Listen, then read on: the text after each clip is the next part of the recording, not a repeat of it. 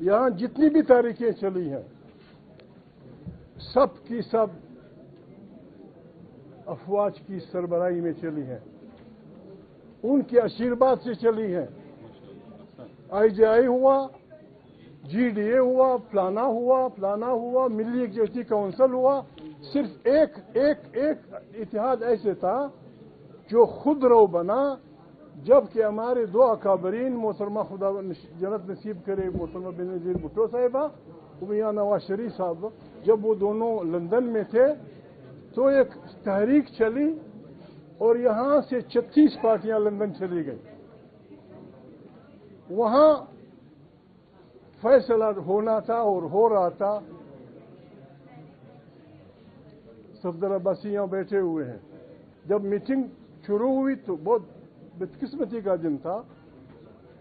امین فہیم صاحب، صفدر عباسی، ایک ساتھی اور تھے، انہوں نے کہا ہم مبصر کی حیثیت سے آئے ہیں، ہمیں مبصر جیسا علامہ صاحب نے کہا، ہمیں کھٹکا ہوا کہ کچھ ہو رہا ہے۔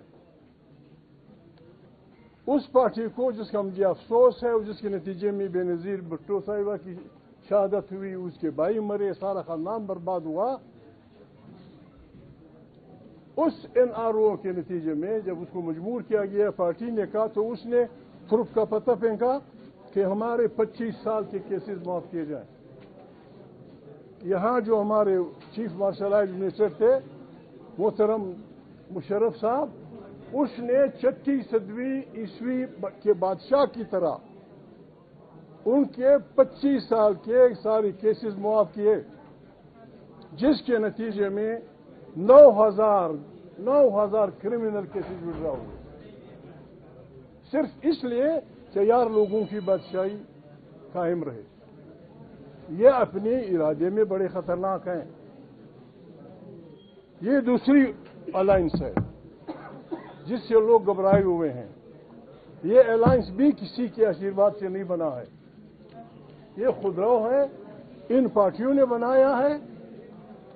ہم نے توبۃ نصوح کرنا ہوگا، سب پارٹیوں نے، سب اے سے لے کر زیڈ تک۔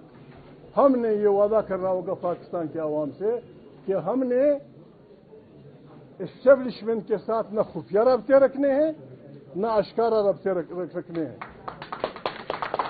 میں تو خدا قادر و ناظر جان کا رب سے وعدہ کرنا چاہتا ہوں، آپ سے وعدہ کرتا ہوں، خدا سے وعدہ کرتا ہوں، اپنی زمین سے وعدہ کرتا ہوں، نہ ماضی میں میرا کوئی رشتہ رہا ہے اور نہ مستقبل میں رہا۔ اگر میں نے خدا نخواستہ یہ غداری کی، میرا خون آپ سب کو معاف، جسٹ کل می ان اسٹریٹ لائف، جس گلی میں مجھے مارتے ہو مار دو۔ جب تک ہم یہ نہیں کریں گے پاکستان کے یہ ان جھٹکوں سے نہیں بچ سکتا۔ تاریخ انصاف سے میری ایک ریکویسٹ ہے۔